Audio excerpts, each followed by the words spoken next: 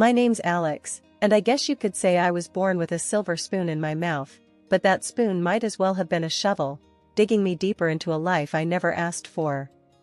My twin sister Emma and we grew up in a mansion with more rooms than reasons to laugh. Dad co-owned a tech company that was the talk of the town, and Mom, well, she ran the household like a tight ship, her only job making sure Emma and I lived up to the family name. From the get-go, it was clear Emma was the star. Straight A's, head of her debate team, and a whiz at chess. Me? I could barely keep up with the multiplication tables. But that didn't stop Dad from pitting us against each other, like some twisted version of Survivor where the loser got grounded from life's little comforts. Dad, why can't I just quit math club? I hate it, I'd moan, dragging my feet through our marble-floored hallway. Quit? Winners don't quit, Alex. You think life's gonna hand you everything on a silver platter? Dad would scoff, never looking up from his evening paper. But Emma's better at it. I want to try music, I'd protest, hoping for a sliver of support. Music? That's a hobby, Alex.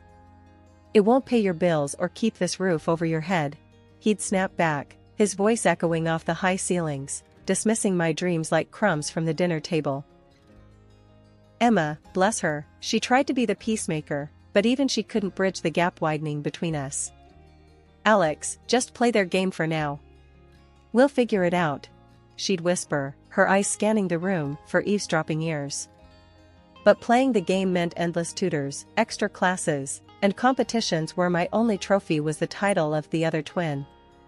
My parents had our lives mapped out, Princeton for college, then a cushy spot at Dad's company. A perfect plan for the perfect daughter. Only problem? I wasn't her. One evening, the whole charade came crashing down at the dinner table. Dad was going on about Emma's latest achievement, some national science fair, while I poked at my food, wishing I was anywhere but there. Alex, why can't you be more like your sister? Look at her, making us proud, Mom chimed in, her voice sharp enough to cut through the tension. I slammed my fork down, my patience finally snapping. Maybe, 'cause I don't want to be her. I'm sick of math and science and all this crap. I want music, not this. The room went silent. Dad's face turned a shade I'd never seen before. He stood, his chair scraping against the floor like a warning bell. You think you have a say in this? You'll do as you're told, or you can find yourself another family who'll put up with this nonsense. He bellowed, his voice booming. Tears stung my eyes, but I refused to let them fall. Emma looked at me, her face a mix of sympathy and fear, a silent plea to just back down. But I couldn't. Not anymore. My house felt more like a battleground than a home, thanks to Dad's philosophy, competition breeds success. He wasn't just talking about business, no, he made sure Emma and I lived it. Every grade, every award was another round in the ring, and more often than not, I was on the losing end. One morning, I remember walking down to breakfast, the smell of pancakes filling the air. It should have been a good start to any day, but not in our house. Not when report cards had come in the day before. Look at this, Dad said, waving Emma's report card in the air like he'd won the lottery. Straight A's. Emma, you're setting the bar high. Emma, sitting prim and proper, just nodded, a small smile on her face. She was the good daughter, after all. And then we have Alex, Dad continued, his tone dropping as he tossed my report card on the table. A couple of B's and C's stared back at me, mocking me. I grabbed a piece of toast, not hungry but needing to do something with my hands. Yeah, so? It's not like I failed. Dad's eyes narrowed. Not failed? Alex, in this family, it's A's or nothing. You know the rules. The rules. More like Dad's law.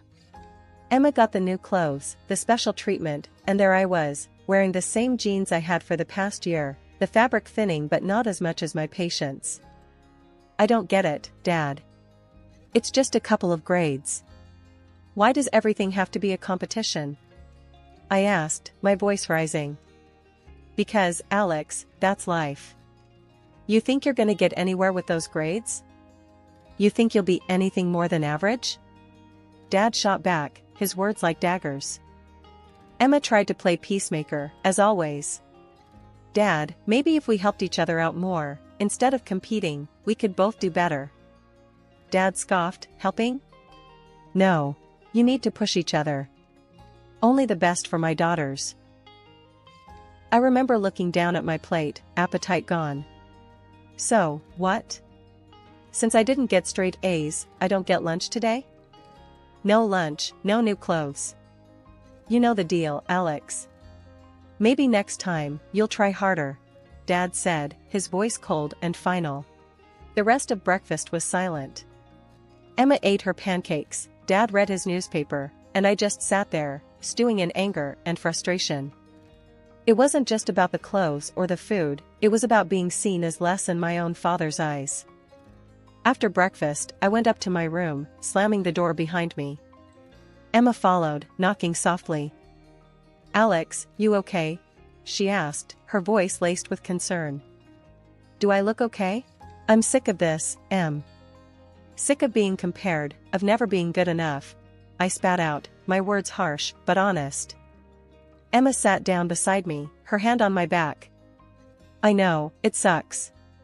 But we're stuck in this together, right? Maybe we can find a way to make it work, to get through to Dad. I laughed, but there was no humor in it. Yeah, right. Dad changing his mind? That'll be the day.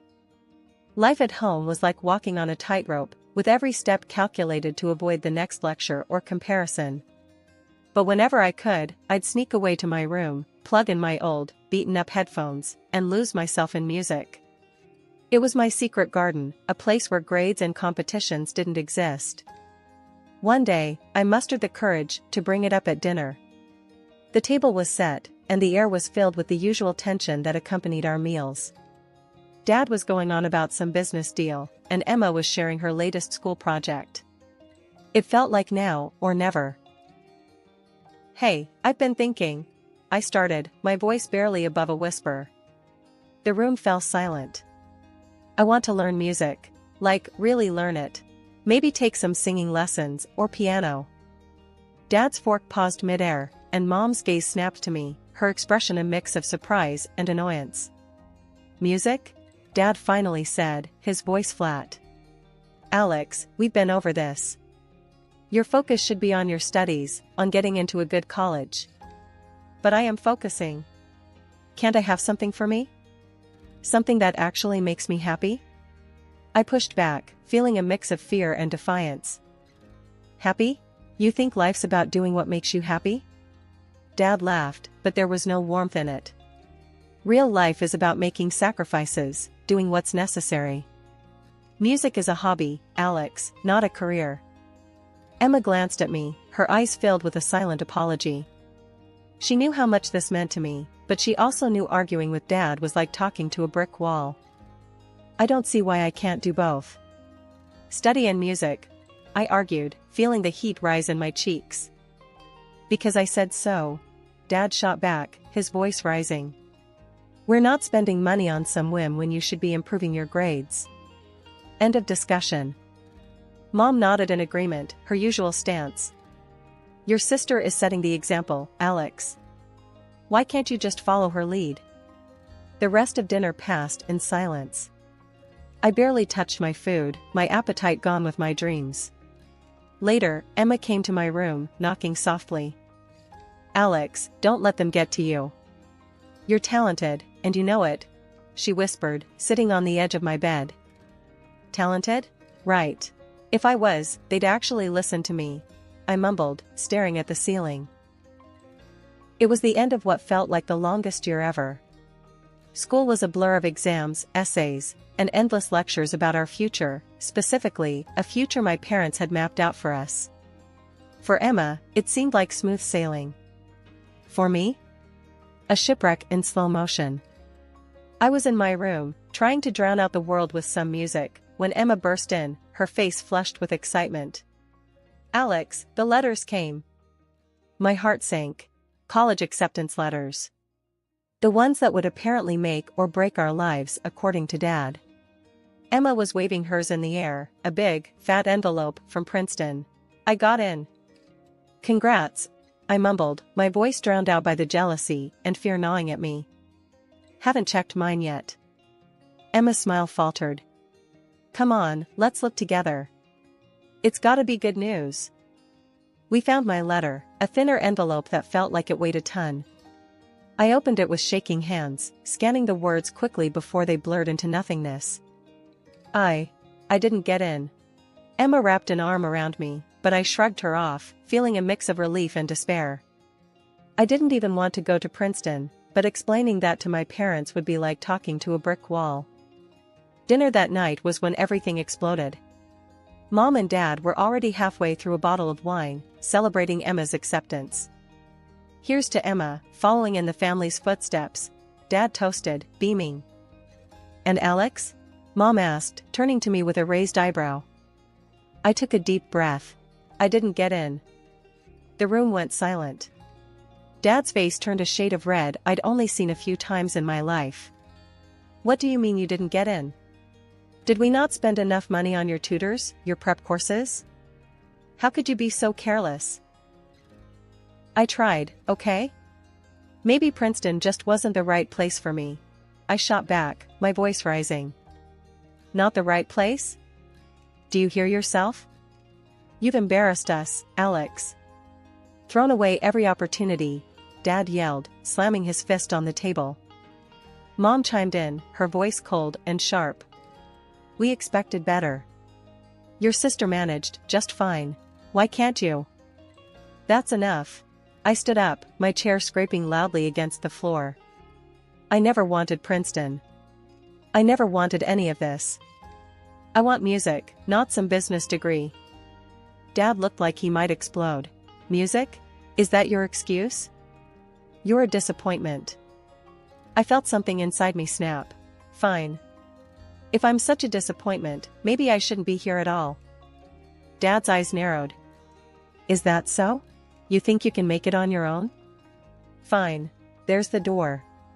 Don't come back begging when the real world chews you up and spits you out. After the showdown at home, I didn't have much of a plan, just a bag of clothes and a heart full of broken dreams.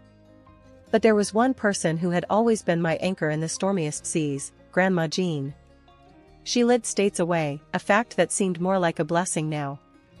It meant distance from the chaos of my current life. I scraped together what little money I had and bought a train ticket. The journey was a blur, each clickety-clack of the train tracks a step further away from my old life. When I finally made it to Grandma Jean's, I was a mix of relief and exhaustion.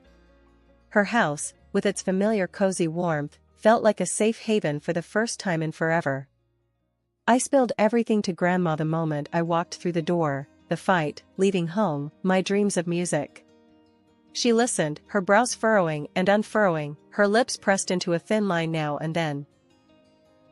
Alex, you've always been the brave one, she said, her voice soft but firm.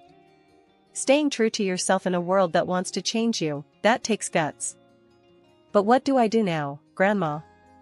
I feel like I've just jumped off a cliff without knowing if there's water below, I confessed, feeling the weight of my choices.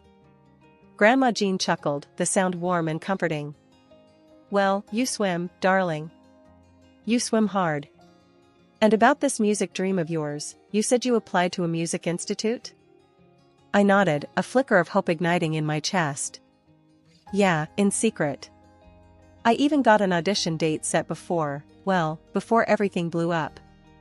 Grandma's smile then was like the sun breaking through clouds. Then that's what we'll do. We'll go to that audition, and you'll show them just how bright you can shine.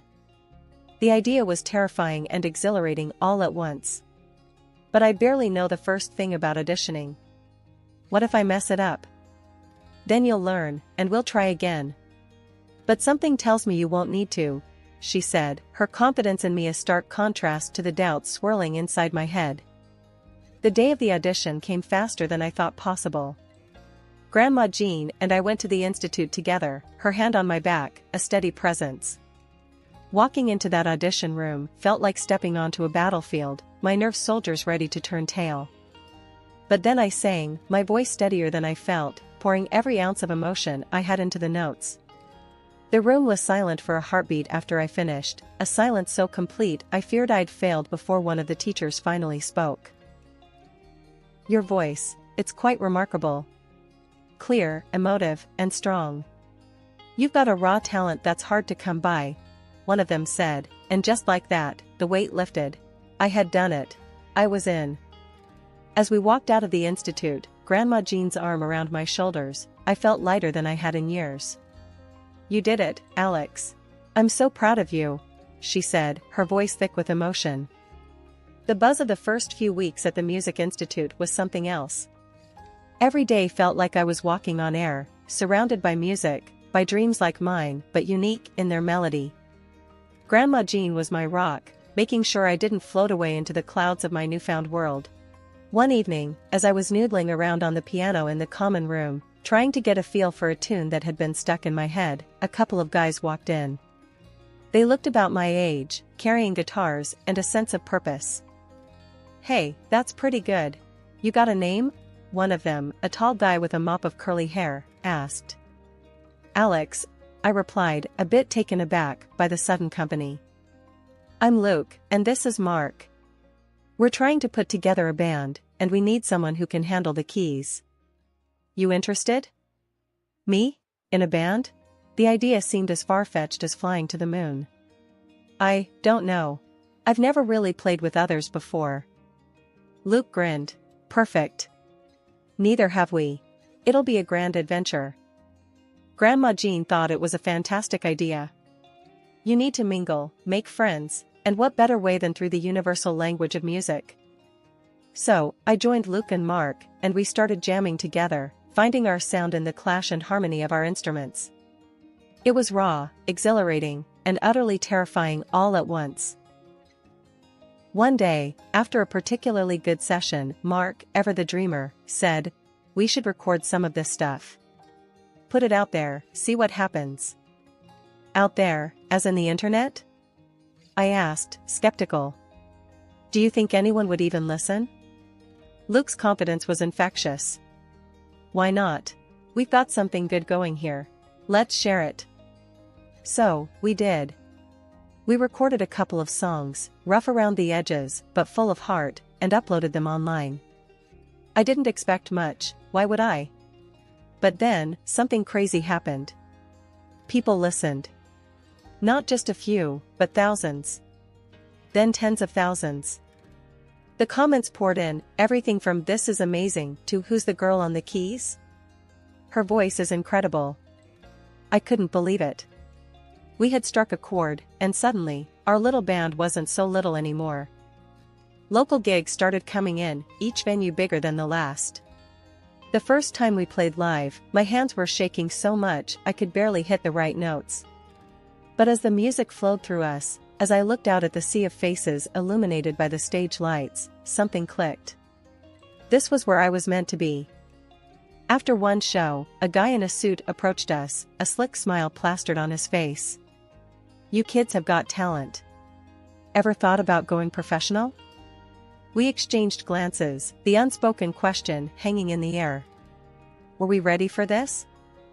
Grandma Jean's advice was simple. Take the chance, Alex. You've got nothing to lose and everything to gain. Just remember who you are, and don't let the glitz blind you. So, we took the plunge, signing a deal that seemed too good to be true. The gigs got bigger, the crowds louder, and our music spread like wildfire. I was living a dream I hadn't even dared to dream, my voice finding its way into the hearts of strangers. Then, one evening, as I was sifting through our latest batch of comments and basking in the surreal glow of it all, my phone buzzed with a call from Emma. Emma, my twin, the other half of me we'd grown so distant over the years, mired in rivalry and silence. "Alex? Hey, it's me," she said, her voice hesitant over the line. I paused, taken aback. "Emma? Wow, hi. What's up?" "I saw you on YouTube, with your band. You were amazing, Alex," she confessed, and I could hear the sincerity in her voice, a stark contrast to our last cold exchanges. A warmth spread through me. "Really? You think so? Thanks, Em. That means a lot, coming from you. There was a pause, and then Emma let out a sigh. I wish I had your courage, Alex. I'm here at Princeton, doing what's expected, living this life that feels like it belongs to someone else. Surrounded by these kids who have everything, and yet I've never felt more out of place. Her words struck a chord, echoing my own feelings of being lost in a world where I didn't belong. Emma, it's never too late to change your path. To find what makes you happy. I know, but it's not that easy. Mom and Dad, they found out about your singing. They're furious, saying you're ruining the family's reputation, she continued, her voice laced with worry. I laughed, but there was no joy in it. Let them talk. I'm done living for them, Em. This is my life, and I'm going to live it on my terms. As we ended the call, a mix of emotions swirled within me. Pride, for the path I'd chosen. Sadness, for the distance still between us. And determination, to bridge that gap, to rebuild the connection with my sister, not as rivals, but as allies in seeking our own truths, our own happiness. 6 months into the whirlwind that my life had become, with gigs almost every other night and our tracks blasting from speakers in corners of the world I hadn't even visited, I faced a confrontation I hadn't anticipated. Right after a show that felt like our best yet, the backstage drama outdid the onstage energy. Bursting into my dressing room, Dad's face was a storm cloud in human form. Alex, what do you think you're doing? You're dragging our name through the mud. Grandma Jean, who had been my steadfast supporter at every show, stepped in, her voice the calm in the tempest. Now, Richard, let's talk about this calmly. There's no need for a scene. The argument escalated quickly, voices rising, until security had to step in. Watching my parents being escorted out was surreal, a scene I'd never imagined in my wildest dreams. Afterwards, Grandma Jean was firm with the venue managers. I don't want them anywhere near her, not when she's working. It's not just a request, I'm insisting. The next few weeks brought a barrage of texts from Mom and Dad, each one more cutting than the last, predicting doom and gloom for my career. They couldn't see the truth, blinded by their prejudice and disappointment. Fed up, I finally shot back with a link to one of our YouTube videos. Check the views. Listen to the fans. This is real. The video had exploded, racking up millions of views and comments, praising everything from the music to my voice. The silence that followed was telling. They had seen it, the undeniable evidence of my success, and it had rendered them speechless. 2 years zipped by like a fast-forward track. Then, out of the blue, Mom called. Her voice was different, hollow, like the fight had gone out of her. Alex, I need you to listen, just this once, she started, and something in her tone made me pause. She poured it all out, the bad luck that hit like a wrecking ball. Dad's business crumbled thanks to a backstabbing partner from overseas, leaving them penniless, forcing them to downsize their life to a cramped apartment. Emma, too, was hit by the fallout, pulling out of Princeton to chase a scholarship at a university she actually wanted to attend. And then came the kicker, the apology that sounded years too late. We were wrong, Alex. I pushed you too hard, loved too little. I'm sorry. Hearing that was like a punch to the gut, but not for the reasons you might think. I was over the anger, past the resentment. Mom, I can't do this. It's too much water under the bridge. But life had a way of moving on, and so did I. Emma called next, her news a bittersweet mix. She was moving, transferring to a university close by. Looks like it's going to be us three musketeers again, she said, her voice bright, trying to lift the mood. My music was my escape, my world where I could control the narrative. With Grandma's encouragement and a stroke of luck, I landed a deal with a record label that believed in my vision. My first album dropped, a collection of tracks that felt like reading pages from my diary out loud. The charity concert in my hometown was a trip down memory lane, a reminder of where I started and how far I'd come. After the show, there they were, Mom and Dad. Time hadn't been kind, the years had carved deep lines of hardship across their faces. They wanted to talk, probably to bridge the chasm that had opened up between us, or maybe, as I suspected, because they were in need. I watched them for a moment, a flood of memories washing over me, before turning away.